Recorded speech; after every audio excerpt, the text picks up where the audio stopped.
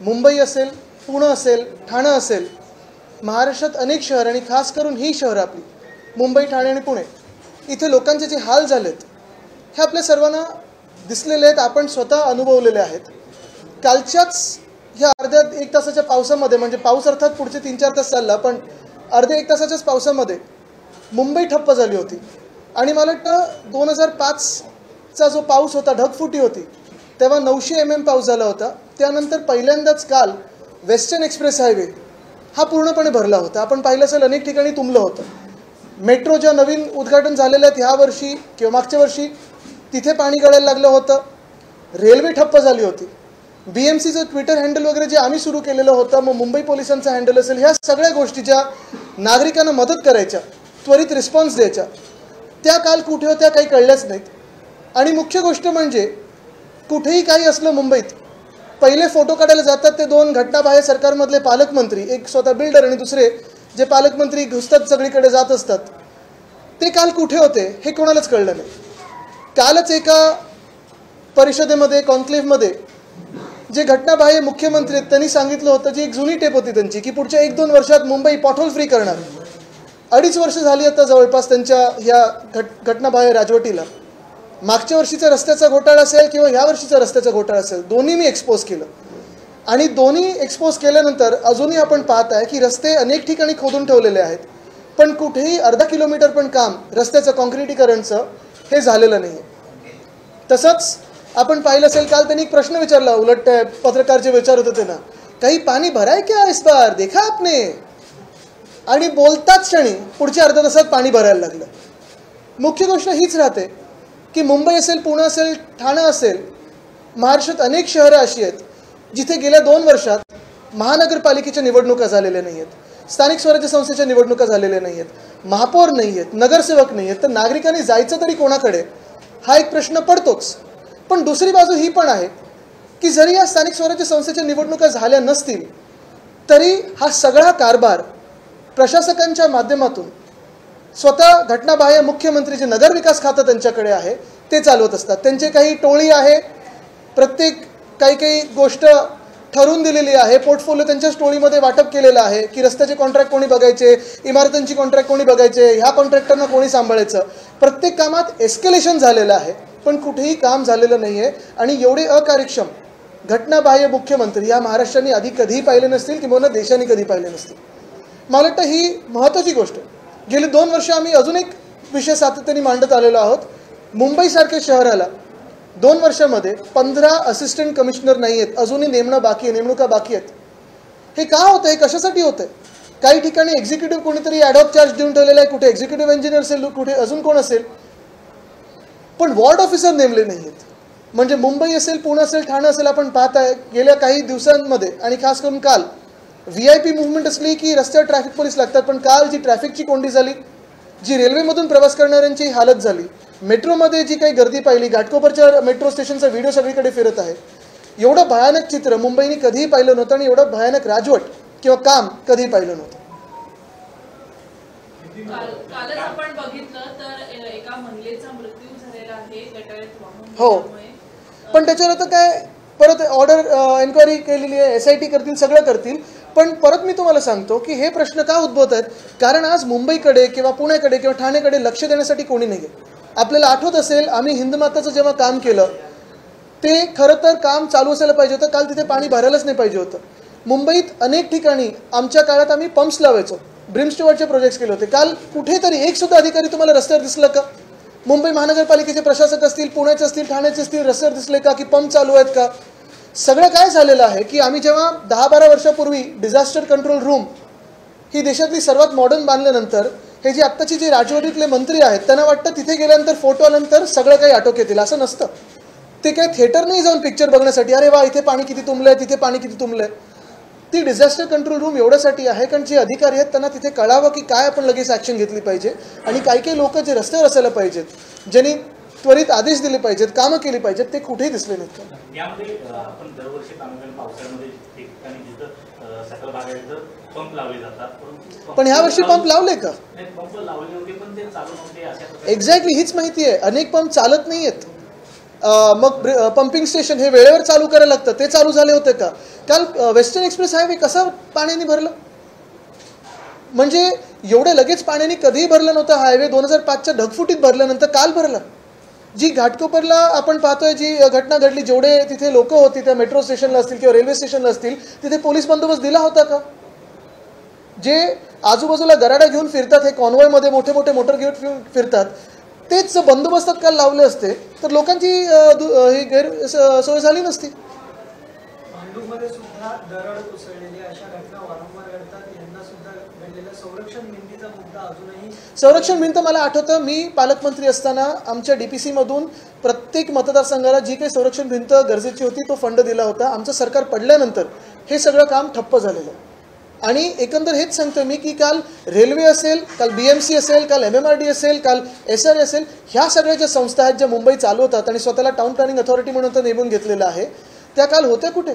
स्वतः रेल मंत्र्यांनी तर महाराष्ट्राची राजकीय जबाबदारी भाजपची घेतलेली प्रभारी म्हणून अनेकदा महाराष्ट्रात असतात, पण काल जी रेल्वेची हालत पाहिली आपण ती शोभणारी नव्हती. त्या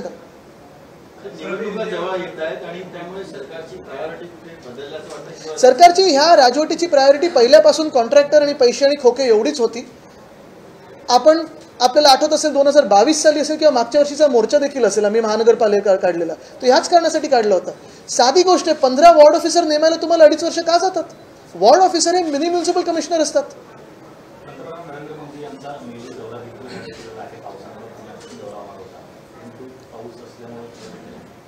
काय सांगू शकतो त्याच्यावर? ते नियोजन जे आहे आपण पाहिलं असेल, पुण्याचं ठीक आहे, पंतप्रधान मोदींचा दौरा रद्द झाला, पण काल ज्यांच्या वेळा चुकल्या असतील, कोणी ॲम्ब्युलन्समध्ये असेल, कोणी डॉक्टरला भेटायला जात असेल, कोणी मित्रपरिवाराकडे जात असेल, जे 2-2, 3-3 तास स्थानिक पुणेकर तिथे नागरिक ट्रॅफिकमध्ये अडकले, त्याचं काय?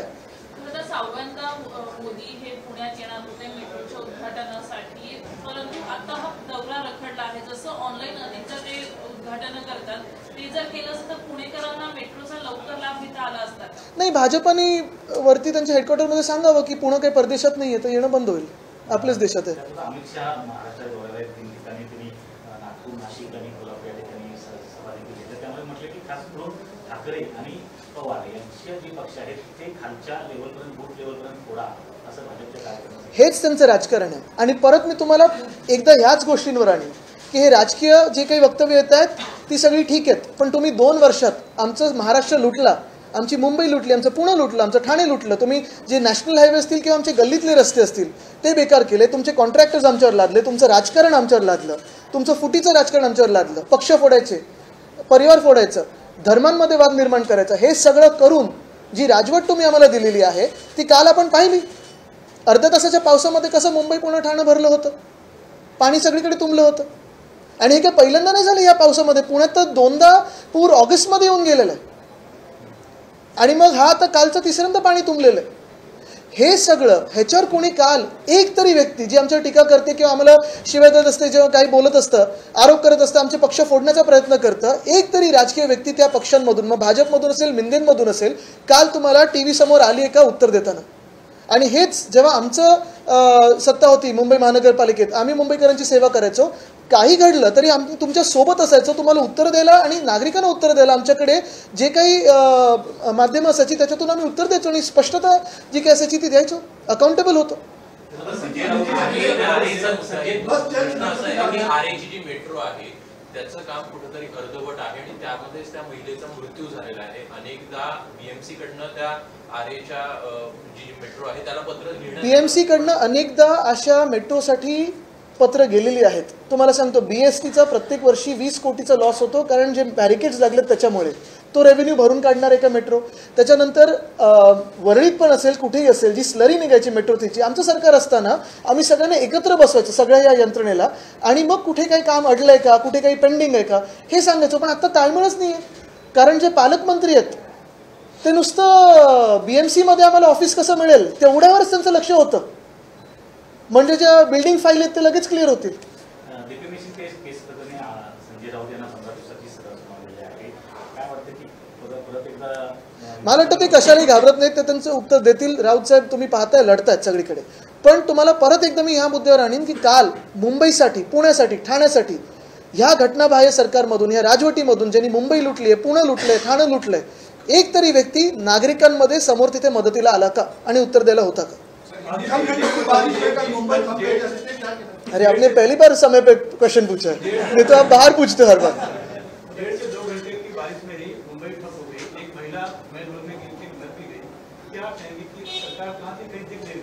कल ही जो इलीगल सीएम है उन्होंने एक बयान दिया था कि 1-2 साल में हम मुंबई को पॉटहोल फ्री कर देंगे, कंक्रीट कर देंगे, और कहीं पानी भरा है क्या देखो, कहीं जमा है क्या पानी, ये सब कॉन्क्लेव में कहा, और आधे ही घंटे में उनका सब जो क्लेम था वो एक्सपोज हो गया। पिछले 2 सालों से हमने रोड स्कैम, पिछले साल 6000 करोड़ का स्कैम, इस साल 6000 करोड़ का स्कैम, दोनों सालों में हमने एक्सपोज किया है। आप भी देखिए, आप भी जानकारी लीजिए, आप भी थोड़ी जांच कीजिए। इसमें अगर आप जाए, डीप में जाए, तो ये सारे जो इनके प्रोग्राम होते हैं, फिर डीप क्लीनिंग हो, रोड के हो, सैनिटरी पैड वेंडिंग मशीन का हो, हर एक प्रोग्राम में एक तो एस्केलेशन है, नहीं तो स्कैम है। कॉन्ट्रैक्टर की मजा है, खुद को खोके है, लेकिन महाराष्ट्र की जनता को सिर्फ धोखे है। कहीं काम हुआ नहीं है, ना पिछले साल रास्तों का काम हुआ, ना इस साल रास्तों का काम हुआ, हर जगह खोद के रखा है, लेकिन काम नहीं होता। और यही मैं 2 साल कहते आया हूँ कि ये तो आप महाराष्ट्र की लूट कर रहे हो, मुंबई की लूट कर रहे हो, पुणे की लूट कर रहे हो, थाना की लूट कर रहे हो। ना नेशनल हाईवे ठीक है, ना गली की सड़क ठीक है। लेकिन इस बार उन्होंने जो कहा, कल ही उन्होंने कहा कि कहीं पानी भरा है क्या, ये देखा क्या आपने? और फिर आधे घंटे में जो बारिश हुई, जो बरसात हुई, कई जगह भारी बरसात हुई, कई जगह एक माध्यम बरसात हुई, लेकिन उसी बरसात में पानी भर गया। एक व्यक्ति की मौत भी हो गई। लेकिन आज भी अगर आप देखें तो मुंबई में पिछले 2 सालों से मैं कहते आया हूं, मुंबई हो, पुणे हो, नागपुर हो, नासिक हो, थाना हो, कोल्हापुर हो, सोलापुर हो, बहुत सारे शहरों में सेल्फ गवर्निंग बॉडीज जो होती है, जो म्यूनिसिपल कॉर्पोरेशन है, वहां चुनाव ही नहीं हुए, ना वो बॉडी गठित हुई है, ना मेयर है, ना कोई काउंसिलर है, ना कॉर्पोरेटर है। तो फिर नागरिक जाए कहाँ? जो ट्विटर हैंडल्स थे वो चलते ही नहीं है। प्रशासक है, नगर विकास जो खाता है वो इलीगल सीएम के पास है, लेकिन उनके जैसे इनकेपेबल व्यक्ति मैंने कभी जिंदगी में नहीं देखी, ना महाराष्ट्र ने देखी। और यही बात मैं कहना चाहता हूँ कि कल की जो बारिश थी, पानी तो भर गया। मुझे लगता है 2005 के बाद पहली बार भारी बरसात इतनी भी नहीं होते हुए भी वेस्टर्न एक्सप्रेस हाईवे पे पानी भर गया था। रेलवे की अगर आप हालत देखें, मेट्रो की हालत देखें, हर जगह मुंबई हो, पुणे हो, ठाणे हो, बहुत खराब हालत में कल नागरिकों ने अपने घर की राह देखी है। और यही बात मैं कहना चाहता हूँ कि अभी नागरिक तंग आ गए, मुंबईकर हो, पुणेकर हो, तंग आ गए। भाजपा हो या मिंदे गुट हो, इनको भगाने के सिवा दूसरा कोई पर्याय नहीं। बिल्कुल। और पिछले 2 साल में देखा होगा, जब हमने हिंद माता का काम किया, अगर आप पंप समय पे चालू कर दे तो पानी नहीं भर सकता है वहाँ। मुंबई में लगभग 400 पंप, मोबाइल पंप होते हैं, 5 पंपिंग स्टेशन है। अगर ये समय पे शुरू करे तो पानी नहीं भर सकता, इतना पानी नहीं जमेगा। लेकिन मुंबई की ना किसी को पड़ी है इस सरकार में, ना पुणे की, ना ठाणे की, सिर्फ कॉन्ट्रैक्टर्स की मजा चल रही है। नए रोड में जो महिला गिरकर मर गई, पहले हादसा हुआ 5 साल पहले, डॉक्टर अमर गुप्ता की इसी तरह से मौत हुई थी। तो हाईकोर्ट में मामला गया तो सभी जो नए रोड है उनके नीचे जालियां बिठाई थी, लेकिन खुला रहा है, लापरवाही देखी है। इस पर आप क्या कहेंगे? लापरवाही तो है, लेकिन इसमें नहीं, वो तो है, लेकिन इसमें मैं फिर एक बार कहना चाहता हूँ कि जो असिस्टेंट कमिश्नर्स होते हैं वो हर एक वार्ड के मिनी म्यूनिसिपल कमिश्नर होते हैं। ये सारी चीज़ें जो होती है, फिर रेलवे से कोऑर्डिनेशन हो, एसआरए से कोऑर्डिनेशन हो, महाडा से कोऑर्डिनेशन हो, एमएमआरडी से कोऑर्डिनेशन हो, ये वार्ड ऑफिसर करते हैं, जिसे हम असिस्टेंट कमिश्नर कहलाते हैं। मुंबई में पिछले 2 सालों में 15 वार्ड ऑफिसर नहीं है, तो फिर कैसे चलेगा शहर? इसके पहले भी आपने ये मुद्दा उठाया है, जो विपक्ष की तरफ से जो आपके विपक्ष है वो यही कहते हैं कि 25-30 साल तो वो खुद रहे हैं बीएमसी में, तब मुंबई के चलो सुधार देते हैं। आमने सामने आते हैं, चर्चा करते हैं। लेकिन आज क्या हो रहा है और आपने हमसे सरकार छीनी क्यों? और ये मैं पिछले 2 सालों से काफ़ी सारी बातें खास करके नगर विकास पे कहते आया हूँ, लेकिन जो नगर विकास मंत्री है वो ऐसे आदमी है कि शर्म और क्षमता उनको पकड़ने की कोशिश करते, लेकिन उनसे भी वो तेज भागते रहे। संदर्भात 16 पानांचा अहवाल दाखल झालेला आहे आणि त्यामध्ये अनेक महत्त्वाच्या गोष्टी आहे की पुतळ्याची जी आतमधली लोखंडी ढाचा होता ते गंजलेला होता, त्यासोबतच निकृष्ट दर्जाचं काम करण्यात आलं होतं।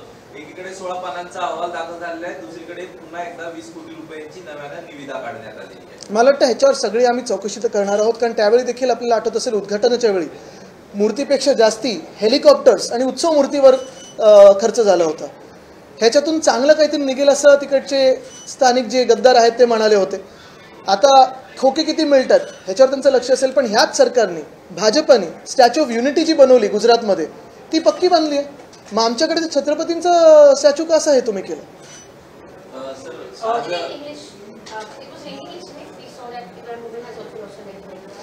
Yesterday's situation in Mumbai, Pune, Thane was terrible.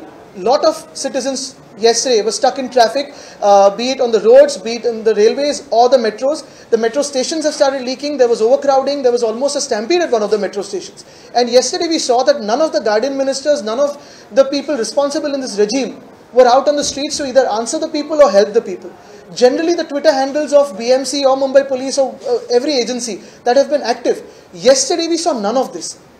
Only yesterday did the illegal Chief Minister of Maharashtra claim at a conclave that there will be no potholes. Of course, that is an absolute sham that he's talking about. He doesn't know what he's talking about. But he also asked the interviewer whether he's seen Mumbai or any other city in Maharashtra flood this time.